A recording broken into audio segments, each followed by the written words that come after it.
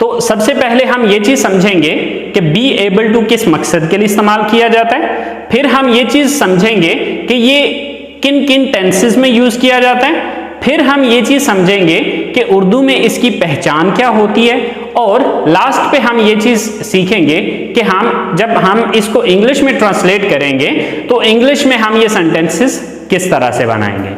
अस्सलाम वालेकुम, welcome to knowledge for students. Today we are starting class number 60 and in today's class we are going to talk about be able to। But students, class शुरू करने से पहले अगर अभी तक आप लोगों ने मेरे चैनल को सब्सक्राइब नहीं किया तो प्लीज़ सब्सक्राइब के बटन पर क्लिक कर दें। अगर आपको मेरी वीडियोस पसंद आ रही हैं और अगर आप इनसे कुछ सीख रहे हैं तो प्लीज़ लाइक एंड शेयर के बटन पर क्लिक कीजिए, और अगर आपको कोई भी कन्फ्यूजन हो रहा है या कोई चीज़ समझ में नहीं आ रही तो आप लोग कमेंट्स बॉक्स में जाके कमेंट्स कर सकते हैं। तो चलें स्टार्ट करते हैं हमारी आज की class. So students, be able to is used to express ability. जैसे कि आपको पता है कि एबल टू का मतलब होता है काबिल होना। एबल का मतलब क्या होता है? काबिल होना। एबल टू काबिल होना। So it means it is used to express ability. ये जो एबिलिटी लफ्ज बना है ये एबल से ही बना है। एबिलिटी किसको कहते हैं? काबिलियत को। ठीक है, तो यानी कि बी एबल टू का यूज किया जाता है to express ability in the past, present and future. यानी कि बी एबल टू का हम जो इस्तेमाल करते हैं वो पास्ट में भी करते हैं, प्रेजेंट में भी करते हैं और फ्यूचर में, यानी कि ये तीनों टेंसेस में इसका इस्तेमाल किया जाता है। ओके, यानी कि पास्ट की एबिलिटी को बयान करने के लिए भी हम एबल टू का यूज करते हैं, प्रेजेंट की एबिलिटी को बयान करने के लिए भी हम एबल टू का यूज करते हैं, और फ्यूचर की एबिलिटी के लिए भी हम एबल टू का यूज करते हैं। अच्छा, अब इनमें डिफरेंस क्या आएगा? डिफरेंस आएगा जस्ट इन हेल्पिंग वर्ब्स का, कि पास्ट में हम यूज कर रहे हैं वाज वर, प्रेजेंट में हम यूज कर रहे हैं इज एम आर, और फ्यूचर में हम यूज कर रहे हैं विल बी। राइट, तो ये डिफरेंस आएगा पास्ट, प्रेजेंट और फ्यूचर में। अच्छा, ये वही डिफरेंस है जो कि हम ऑलरेडी पिछली क्लासेस के अंदर या टेंसेस के अंदर भी ये बात डिस्कस कर चुके हैं कि प्रेजेंट में हम फर्स्ट फॉर्म यूज करते हैं तो is am are basically first form है, पास्ट में हम सेकंड फॉर्म यूज करते हैं तो इज एम आर की सेकंड फॉर्म ही है यहां पर वाज और वर। और फ्यूचर के बारे में मैंने आपको बताया था कि हम विल के बाद फर्स्ट फॉर्म यूज करते हैं। तो यहां पर देखें विल यूज कर रहे हैं और साथ बी यूज कर रहे हैं, तो बी बेसिकली फर्स्ट फॉर्म है। तो यहां पर अब आप सोच रहे होंगे कि सर यहां पर इज एम आर क्यों नहीं आया, क्योंकि इज एम आर भी तो फर्स्ट फॉर्म है, लेकिन असल में जो बेस फॉर्म है वो बी है, इज एम आर नहीं है। ठीक है, देखें ना, बेस फॉर्म ये हमारी क्या है? बी बेस फॉर्म है। तो इसलिए मैंने विल के साथ इज एम आर तो यूज नहीं किया जा सकता, इसलिए विल के साथ हमने बी का वर्ड यूज किया है। अच्छा, अब आप सोच रहे होंगे कि सर एबिलिटी के लिए तो हमने कैन और कुड को भी पढ़ा था। बिल्कुल पढ़ा था। तो हम ये चीज कह सकते हैं कि एबिलिटी को बयान करने के लिए, पास्ट की एबिलिटी को बयान करने के लिए ये कुड का अल्टरनेटिव है। अल्टरनेटिव का मतलब होता है मुतबादल, यानी कि चाहे तो आप कुड का यूज करें एबिलिटी को बयान करने के लिए, यानी कि पास्ट की एबिलिटी को बयान करने के लिए चाहे तो आप एबल टू का पास्ट में यूज करें, चाहे तो आप इसकी जगह पे एबल टू का यूज एबल टू की जगह पे कुड का यूज भी किया जा सकता है। यानी कि हम ये कह सकते हैं कि एबल टू पास्ट में जो यूज किया जा सकता है उसकी जगह पे हम कुड का यूज भी कर सकते हैं। ठीक है, इसी तरह से जो हमने प्रेजेंट में एबल टू का यूज पढ़ रहे हैं, ये प्रेजेंट की एबिलिटी को बयान करने के लिए यूज होता है। तो प्रेजेंट की एबिलिटी के लिए तो हमने कैन भी पढ़ा था, बिल्कुल पढ़ा था, तो आप प्रेजेंट के लिए कैन बी यूज कर सकते हैं। सो इट मींस कि प्रेजेंट की एबिलिटी को बयान करने के लिए आप चाहे तो कैन का यूज करें, चाहे तो बी एबल टू का प्रेजेंट में यूज करें, सेम थिंग है। अब ये आप पे डिपेंड करता है कि आपको दोनों में से बेटर कौन सा लगता है। ठीक है, इसी तरह से बी एबल टू पास्ट में या फिर कुड, ये दोनों जो है ये पास्ट की एबिलिटी को बयान करते हैं। तो आप इन दोनों में से जो मर्जी यूज कर लें, मतलब एक ही निकलेगा।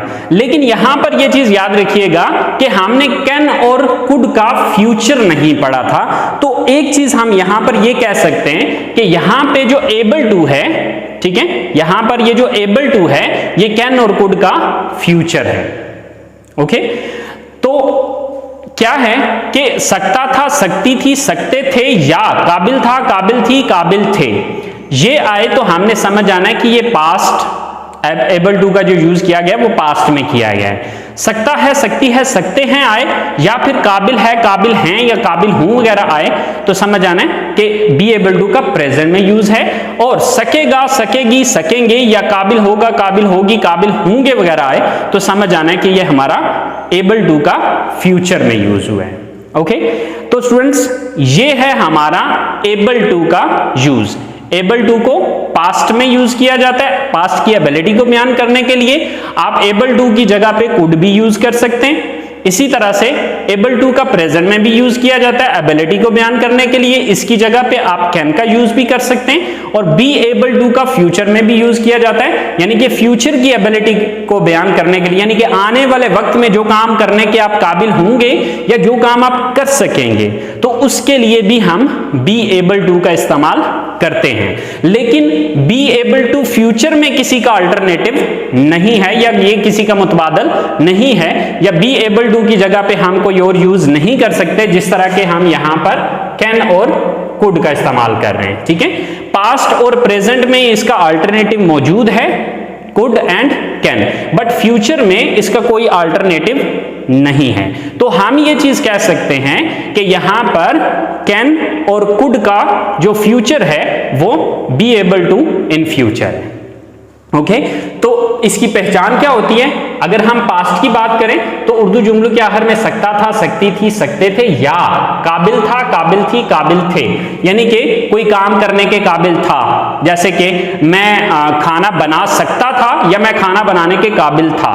ठीक है, तो अब बेसिकली ये बात एक ही है, लेकिन काबिल था, काबिल थी, काबिल थे नॉर्मली हम बहुत कम यूज करते हैं। ठीक है, इसी तरह से सकता है, सकती है, सकते हैं, तो या फिर काबिल है, काबिल हैं, काबिल हूं वगैरह, ये जो है ये प्रेजेंट के लिए यूज होता है। तो आप इसमें चाहे कैन यूज करें, चाहे बी एबल टू प्रेजेंट में यूज करें इस एमआर के साथ। ठीक है, तो ये सेम मतलब देंगे, जैसे कि मैं इंग्लिश बोल सकता हूं या मैं इंग्लिश बोलने के काबिल हूं, राइट। तो अब ये बेसिकली सेम सेंस दे रहा है। अल्फाज दोनों के अलग हैं लेकिन सेंस दोनों का सेम है। इन दोनों सूरतों में हम बी एबल टू का या कैन का यूज कर सकते हैं। और इसी तरह से जो काम आप आने वाले वक्त में कर सकेंगे या कोई काम करने के काबिल हो जाएंगे, ठीक है, उसके लिए हम बी एबल टू का फ्यूचर में यूज करेंगे। ठीक है, जैसे कि इस कोर्स को मुकम्मल करने के बाद आप इंग्लिश बोल सकेंगे। ठीक है, या एक हफ्ते के कोर्स के बाद मैं ड्राइविंग कर सकूंगा, या कुछ भी इस तरह के जो भी मतलब मैं कहता हूं कि जी इस ऑपरेशन के बाद आप चल सकेंगे। ठीक है, या इस ऑपरेशन के बाद वो देख सकेगी, राइट। तो इस तरह के जितने भी सेंटेंसेस होंगे उनका हम बी एबल टू का फ्यूचर में यूज करेंगे। I hope so be able to का आपको past, present and future purpose समझ में आ गया होगा, इसकी पहचान समझ में आ गई होगी। अब हम देखते हैं कि हम इन सेंटेंसेस को इंग्लिश में ट्रांसलेट किस तरह से करेंगे। तो चले आए सेंटेंसेस को एक तो स्ट्रक्चर देखते हैं, प्लस इसके साथ साथ हम इसको इंग्लिश में ट्रांसलेट करके देखते हैं। तो स्टूडेंट्स ये बी एबल टू की तीनों स्ट्रक्चर्स हैं। फर्स्ट वाली जो है ये प्रेजेंट की स्ट्रक्चर है, सेकंड वन पास्ट की है, एंड द थर्ड वन है जो है ये फ्यूचर की स्ट्रक्चर है। यानी कि जब हम इसको इंग्लिश में ट्रांसलेट करेंगे तो सबसे पहले subject plus is am are plus able to plus first form plus object and full stop. अगर हम पास्ट की बात करें तो पास्ट की स्ट्रक्चर क्या होगी? Subject plus was were plus able to plus first form plus object and full stop. And if we talk about the future, then subject plus will be plus able to plus first form and plus object and full stop. Right? तो students यहां पर मैंने तीन sentences लिखे हैं। अब इन्हीं तीन सेंटेंसेस को हम प्रेजेंट, पास्ट और फ्यूचर में देखेंगे और इन्हीं को फिर हम नेगेटिव में कन्वर्ट करेंगे और इन्हीं को हम इंट्रोगेटिव में बना के देखेंगे कि फर्क क्या आ रहा है।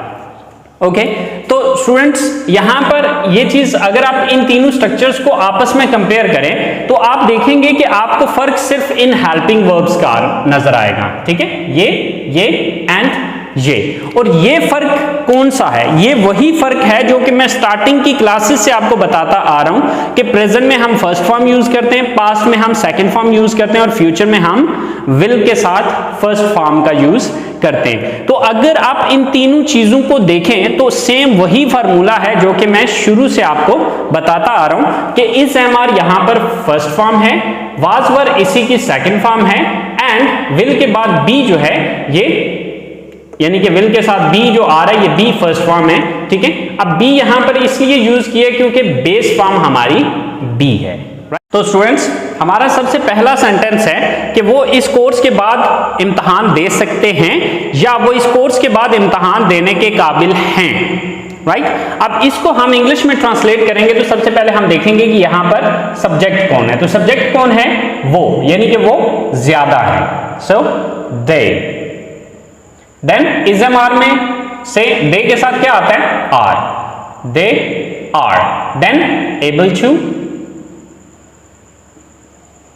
वर्ब क्या यहां पर? देना, give. So they are able to give. क्या देने के काबिल हैं? Exam.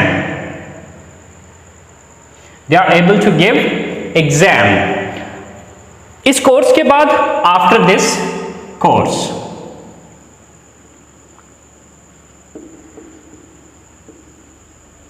So they are able to give exam after this course, कि वो इस कोर्स के बाद इम्तहान दे सकते हैं या देने के काबिल हैं। राइट, इसके बाद नेक्स्ट सेंटेंस है हमारे पास कि वो ऑपरेशन के बाद देख सकती है या वो ऑपरेशन के बाद देखने के काबिल है। तो अब हम क्या करेंगे? सबसे पहले सब्जेक्ट देखेंगे। सब्जेक्ट कौन है? तो सब्जेक्ट है वो एक लड़की। तो वो एक लड़की की इंग्लिश क्या होती है? शी। अब शी के साथ इज एम आर में से क्या चीज यूज होगी?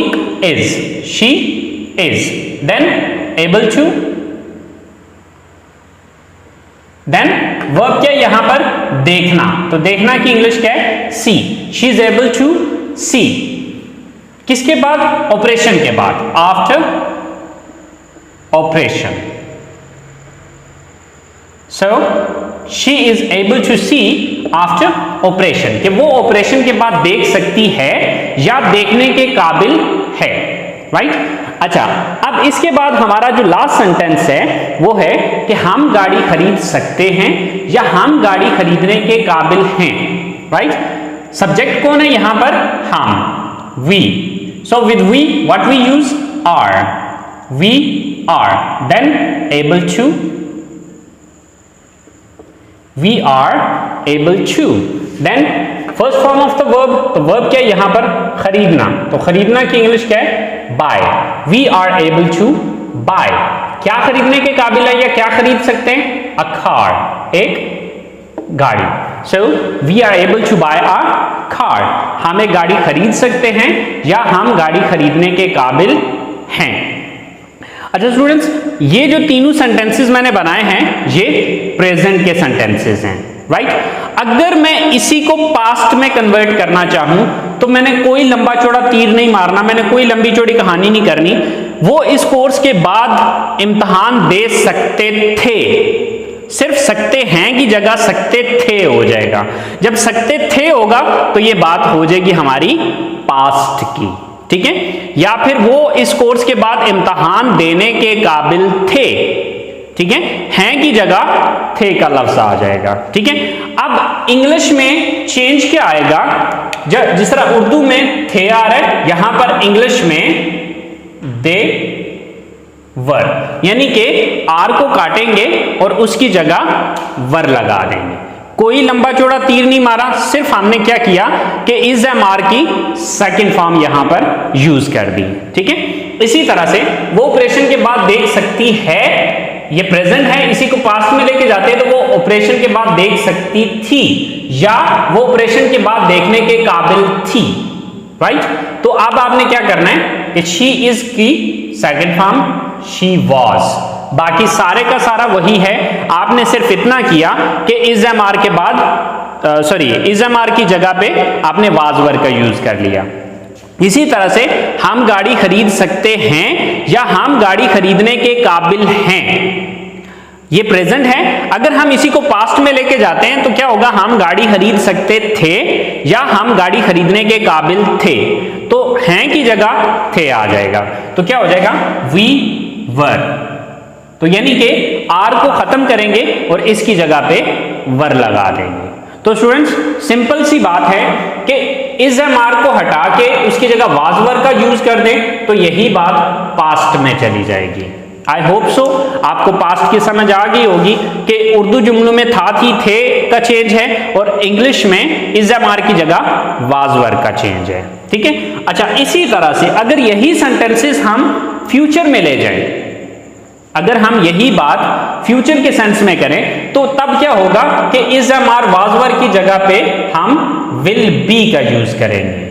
ठीक है, मिसाल के तौर पे हमारे पास सेंटेंस है कि वो इस कोर्स के बाद इम्तहान दे सकते हैं, इसको फ्यूचर में लेके जाएंगे तो ये फ्यूचर में क्या बात होगी कि वो इस कोर्स के बाद इम्तहान दे सकेंगे, वो इस कोर्स के बाद इम्तहान दे सकेंगे या वो इस कोर्स के बाद इम्तहान देने के काबिल हो जाएंगे। ये हो गया फ्यूचर में बात। अब जब हम इसको फ्यूचर में लेके जाएंगे तो हम क्या करेंगे कि आर की जगह विल बी, बाकी सारे का सारा सेम वही रहेगा। सेंटेंस क्या बन जाएगा, they will be able to give exam after this course, कि वो इस कोर्स के बाद इम्तहान देने के काबिल हो जाएंगे या वो इस कोर्स के बाद इम्तहान दे सकेंगे। राइट, इसी तरह से हमारा जो नेक्स्ट सेंटेंस है कि वो ऑपरेशन के बाद देख सकती है, ये प्रेजेंट है, इसी को फ्यूचर में लेके जाते हैं तो वो ऑपरेशन के बाद देख सकेगी या देखने के काबिल हो जाएगी। तो ये क्या हो जाएगा, ये हमारा फ्यूचर हो जाएगा। तो हम क्या करेंगे, she will be able to, she will be able to see after operation, कि वो ऑपरेशन के बाद देखने के काबिल हो जाएगी या देख सकेगी। और लास्ट सेंटेंस है कि हम गाड़ी खरीद सकते हैं, ये प्रेजेंट है, हम गाड़ी खरीद सकेंगे, ये इसका फ्यूचर है। तो अगर हमें ये फ्यूचर में लेके जाना है तो हम आर को काट के इसकी जगह विल बी लगा देंगे। We will be able to buy a car, हम गाड़ी खरीद सकेंगे या हम गाड़ी खरीदने के काबिल होंगे। सो आई होप सो स्टूडेंट्स आपको प्रेजेंट, पास्ट और फ्यूचर की बात समझ में आ गई होगी। ओके, अब हम बात करते हैं इनके नेगेटिव सेंटेंसेस की और इनके इंट्रोगेटिव सेंटेंसेस की।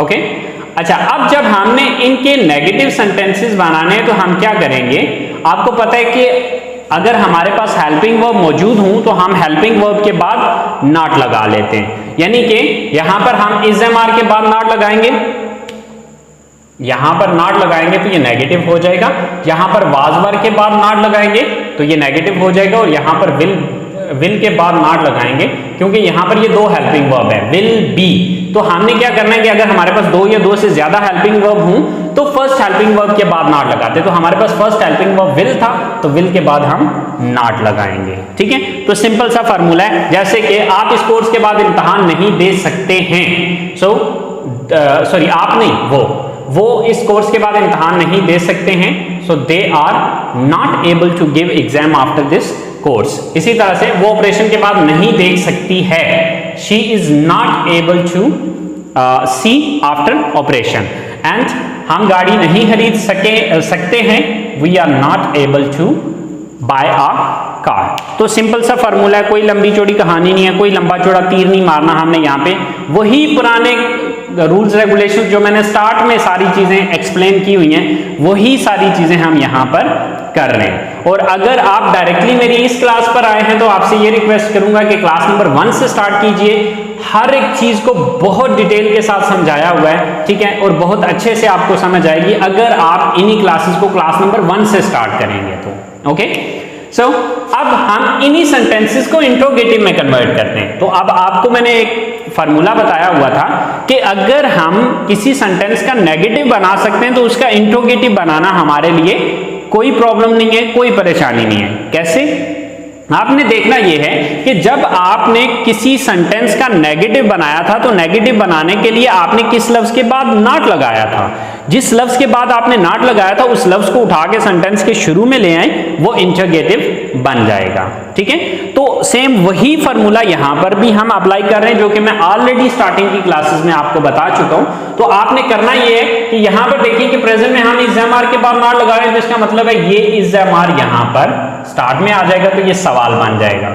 ठीक है, इसी तरह यहां पर पास्ट में हम वाजवर के बाद नॉट लगा रहे हैं, तो यहां पर वाजवर को उठा के सेंटेंस के शुरू में ले आए, ये हमारा इंटरोगेटिव बन जाएगा। और यहां पर हमने नॉट किसके बाद लगाया, विल के बाद लगाया, तो इसका मतलब है सिर्फ विल को उठा के शुरू में लगाएंगे, बी अपनी जगह पर ही रहेगा।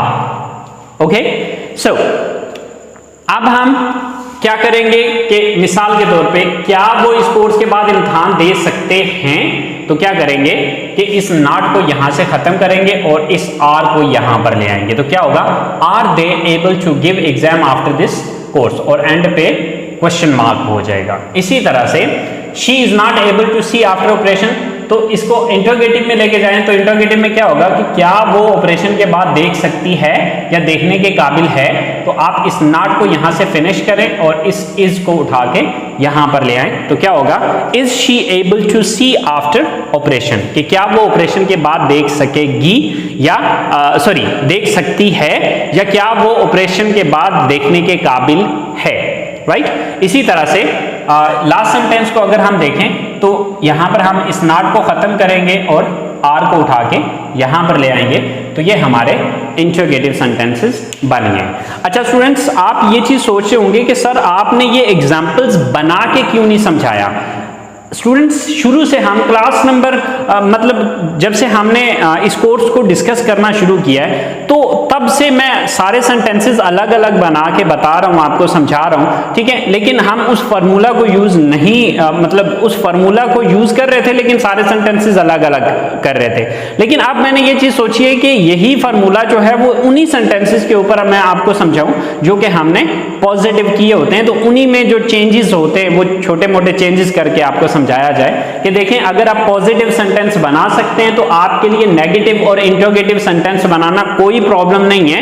बस बात इतनी सी है कि आपको वो फार्मूले समझ होनी चाहिए, या वो जो रूल्स रेगुलेशंस आपको मैंने स्टार्टिंग की क्लासेस में बताए हुए, अगर आपको वो रूल्स रेगुलेशन समझ में हूं तो ये चीज आपके लिए कोई प्रॉब्लम नहीं है, कोई मसला नहीं है। ओके, आई होप सो आपने be able to modal verb को अच्छे से समझ लिया होगा। फिर भी अगर आपको कोई चीज समझ में नहीं आई है तो प्लीज आप लोग कमेंट्स बॉक्स में जाके मुझे बताइएगा, मैं इंशाल्लाह दोबारा से इस चीज को एक्सप्लेन कर दूंगा। ठीक है, तो नेक्स्ट क्लास तक के लिए मुझे इजाजत दीजिए, दुआओं में याद रखिएगा। अल्लाह हाफिज।